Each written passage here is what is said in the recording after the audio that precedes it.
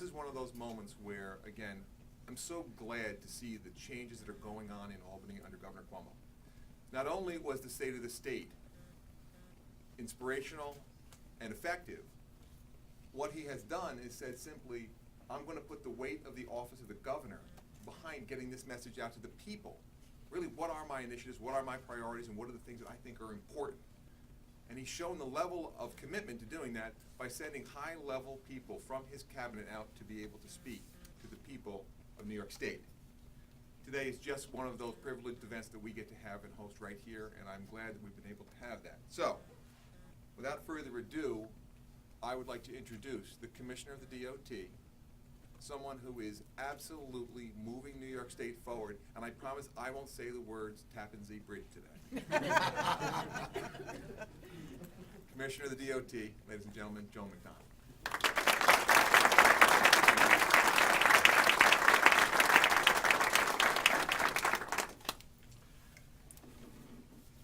Have to lower the microphone a little bit. Good morning, everybody. It really is a privilege to be here in Ulster County, and thank you, County Executive, for having us into your home. To pick up on the message that the County Executive said, Governor Cuomo has directed all of his commissioners to go out into the state and not only be conversant in our individual commission and department areas. I'm the Commissioner of Transportation, but to understand his message. And his message is getting New York State back on track, working with our counties and municipalities across the state to make that happen. I started just about a year ago. I started on February 1st of 2011 on the day that Governor Cuomo gave his first budget message. I had worked on New York State legislative staff in the 80s and early 90s, and it was thrilling to be back, and is thrilling to be back in Albany and see the changes. You can feel it in the air, and I've done several of these forums after the budget, after the legislative session, in Oswego, New York, in Canandaigua, New York, in Niagara Falls, in Long Island, and you can really sense a change. And the message I'm going to deliver here today, which is Governor Cuomo's State of the State message, which he delivered last week, highlights that much has been done, and we have great momentum, but much more needs to be done. So we start out, and moving forward on the PowerPoint, I guess we're going to turn off the lights. Okay. Make it a little bit, nope, don't fall asleep, anybody. I know it's early, but it's Friday, and the sun is shining, right? So, 2011, we had an extremely successful year. We began the year by closing a $10 billion deficit with no gimmicks, and it was done on time. After 20 years of failure, we enacted the first ever property tax cap. The state closed 3,800 prison beds because we finally recognized that prisons are not economic development programs. We eliminated the MTA payroll tax for most small businesses, which are the backbone of our economy. We launched new economic development policy with our Open for Business campaign. We passed an affordable energy policy after a decade of trying, Article 10. We provided desperately needed flood relief. We passed ethics reform and attacked chronic high unemployment among disadvantaged youth with an innovative jobs program. We restored New York's reputation as the progressive capital of the nation. We passed marriage equality for all New Yorkers, and we did it together. For decades, millions of New Yorkers have been burdened with an unfair tax code. Under the old system, whether a person made $20,000 or $20 million, they paid the same rate. Under Governor Cuomo's leadership, he determined it was just wrong. Last month, Governor Cuomo and the legislature brought fairness to the state of New York. Our principle is simple. The more you earn, the more you make, the higher rate you pay. Because New York says that a flat tax is not a fair tax. We added new brackets for the middle class and for high earners. And we stimulated our economy by cutting taxes for people earning $40,000 to $300,000 because the middle class has suffered silently for far too long. Today, the middle class pays the lowest tax rate in 58 years. That was a huge accomplishment. Just think, 58 years was a long, long time ago. It was 1953. Thomas Dewey was our governor, for those of us who were around then. The first color televisions were being sold. Jackie Robinson played second base for the Brooklyn Dodgers. The first Corvette was created. And in 1953, Governor Cuomo wasn't even born yet. He was a twinkle in his father's eye. We have accomplished much, there is no doubt. But as I said in the beginning, there is also no doubt that we have only just started. Last Wednesday, Governor Cuomo laid out an aggressive three-part plan. Part 1 is the next phase in our economic blueprint for growth. Part 2 is a reimagined government that can make our plans a reality. And Part 3 is a New York vision for a progressive future.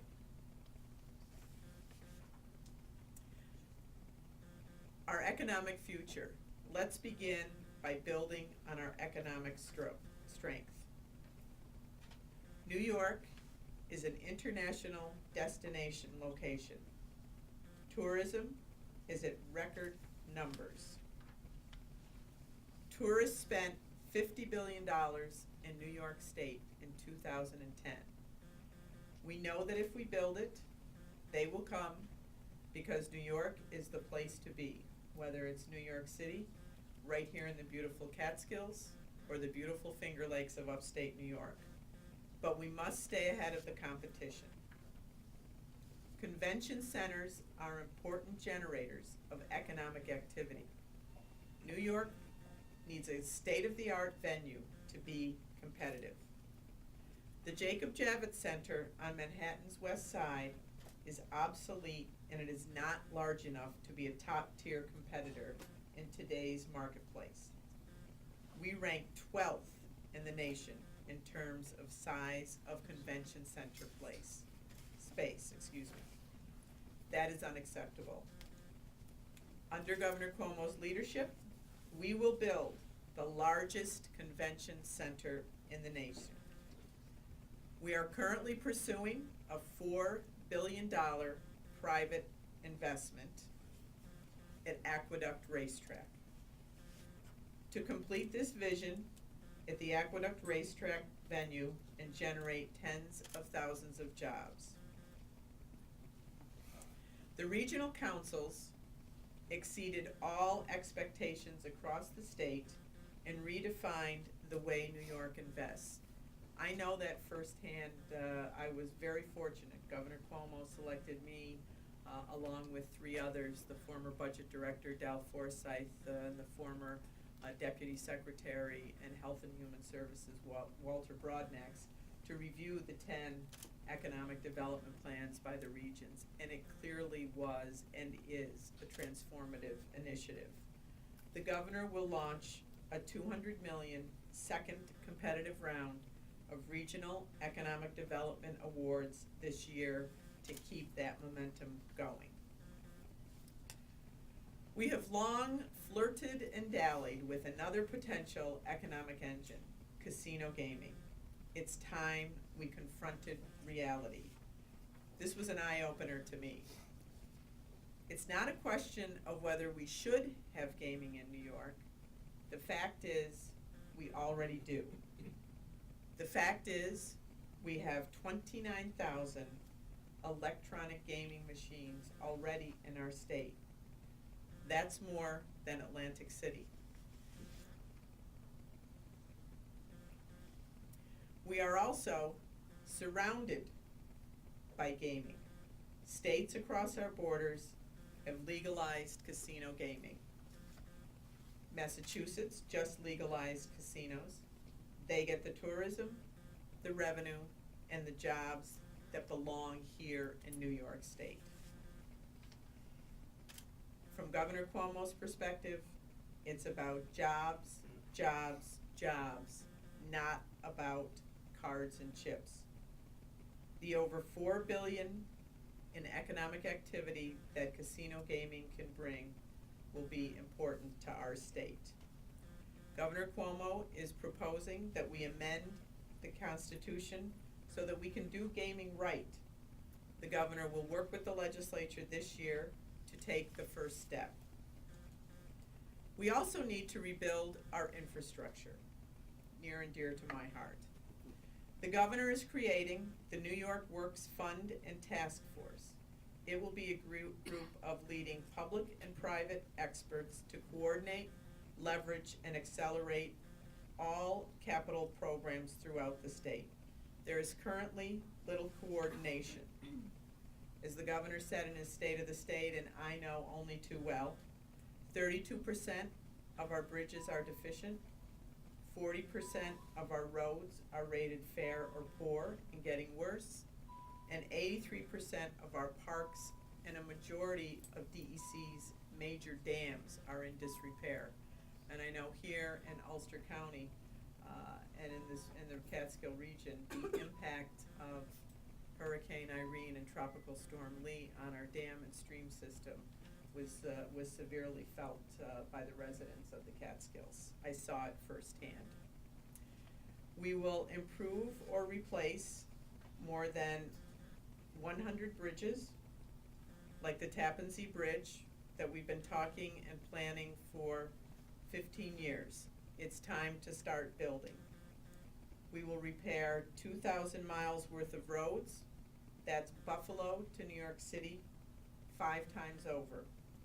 We will finance upgrades to 90 municipal water systems, improve 48 state parks and historic sites visited by over 37 million people each year, and in the wake of Hurricane Irene and Tropical Storm Lee, we will repair 114 flood control projects and dams.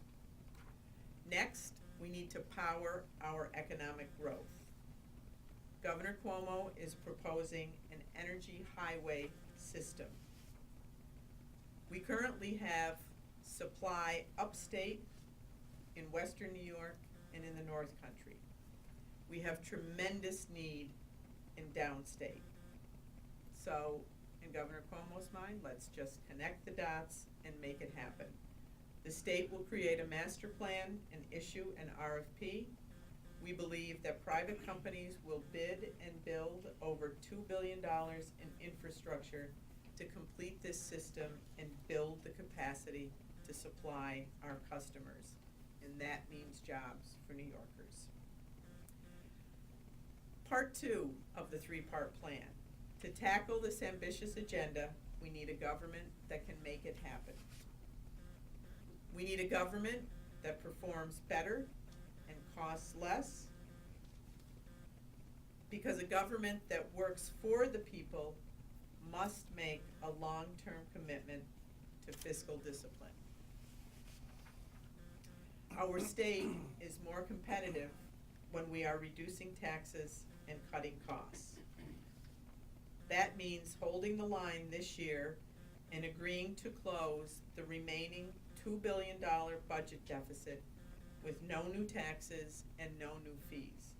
On Tuesday, Governor Cuomo will unveil his 2013 budget, which goes from April 1st, 2012 through March 31st, and he will be doing it without proposing no new taxes or no new fees. The agreement that was reached in December on the personal income tax reform went a long way towards dealing with that deficit. It also means enacting mandate relief, and the governor recognizes that this is still a very top priority with local governments across the state. By next year, pension costs for schools, state and local governments will have increased more than 100% since 2009. We need to reform the pension system, and we need to create a Tier 6. We need to continue improving our local governments and the state and local relationship that builds on that partnership. The property tax has worked. It has forced fiscal discipline and stimulated a citizen dialogue. But we do need to continue to do something about mandates. The Mandate Relief Council that was created last year will begin its work this month. The council will hold public hearings to facilitate robust discussion on the pros and cons of mandates. Mandates were generally put in place to deal with an issue. The governor will direct the council to issue a package of recommendations by the end of the session, and he will request a yay or nay vote by the legislature on the full package so the public knows where the governor's office and the legislative branch stands. The future of our state depends on our public schools. A strong, effective school system is the hallmark of a healthy democracy. We have learned that everyone in public education has a lobbyist. Superintendents have lobbyists. Principals have lobbyists. Teachers have lobbyists. The school boards have lobbyists. Maintenance personnel have lobbyists. Even the bus drivers have lobbyists. Who's the only group without a lobbyist? The kids. There you go, the students.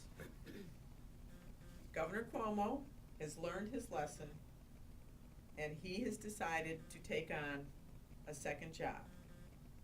He will be the lobbyist in chief for the students in the state of New York. He will wage a campaign to put students first.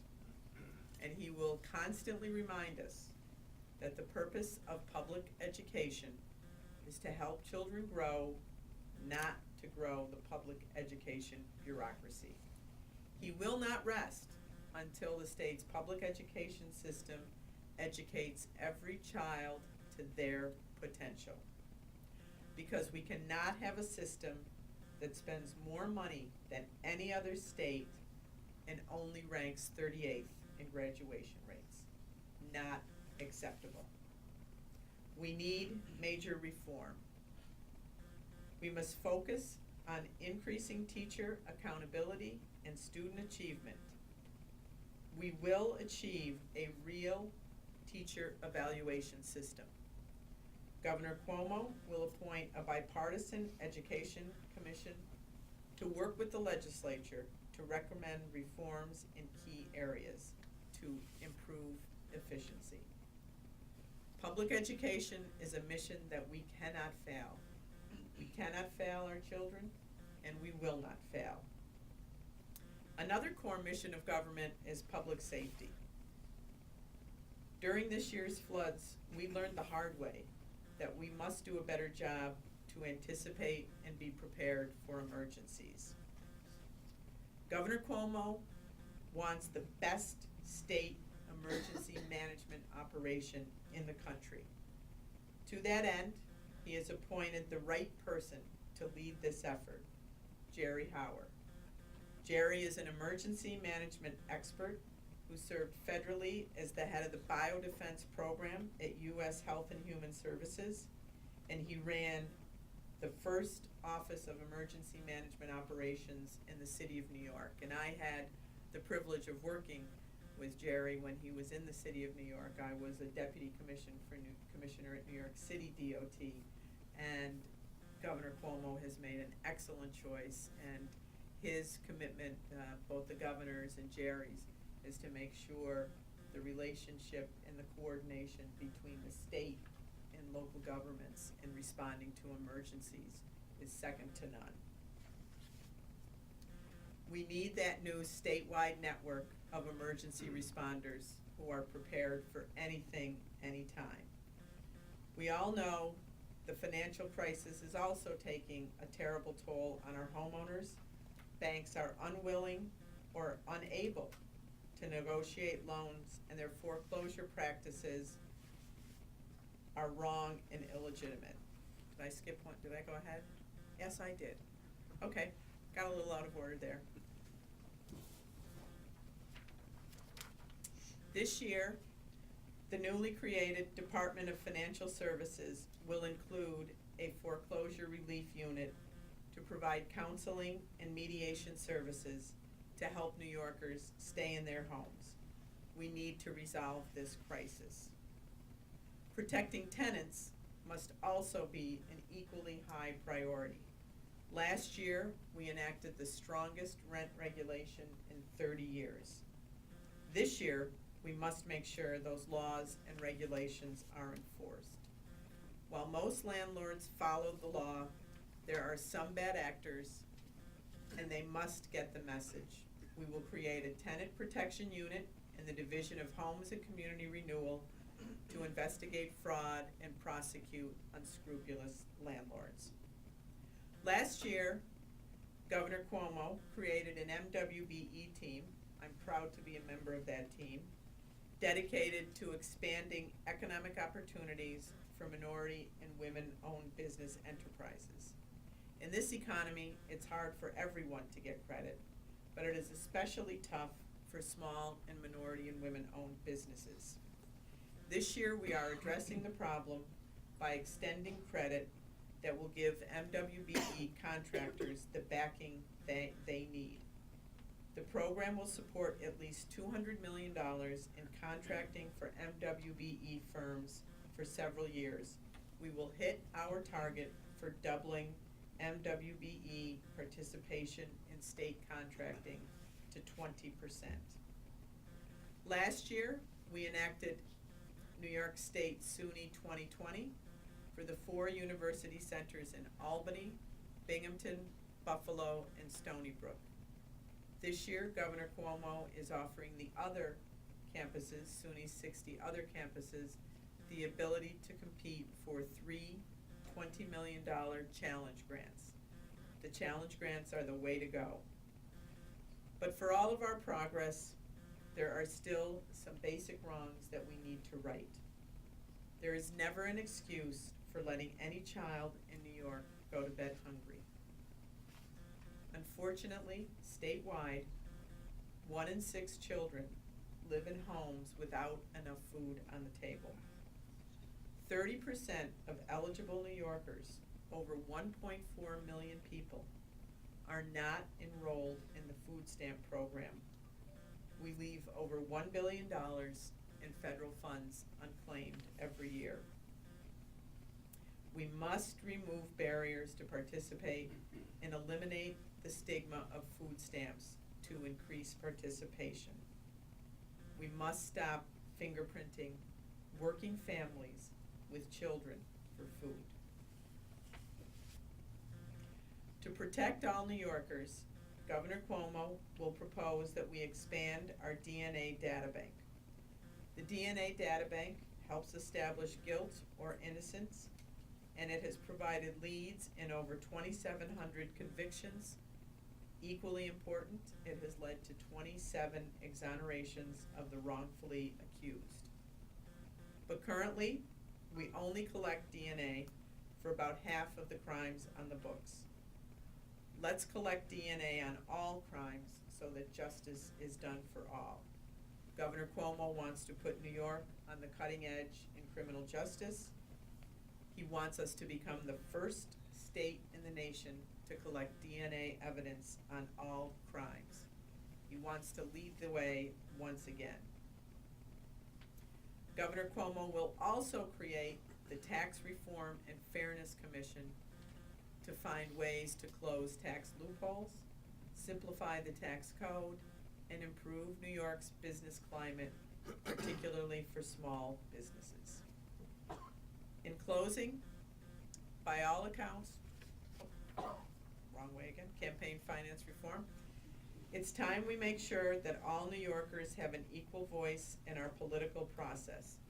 We must enact campaign finance reform.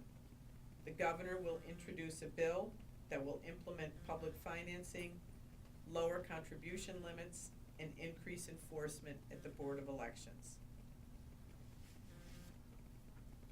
In closing, by all accounts, last year was an historic success, something we should all be proud of. But there is much more to do.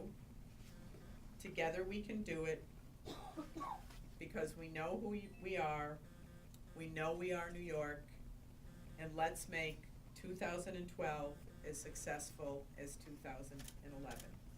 It has been my privilege to represent Governor Cuomo here today in Ulster County on a sunny Friday. Didn't know whether it was going to be sunny when we started out. It is my pleasure to be here with all of you. Thank you, and we continue to look forward to move the agenda ahead. Thank you.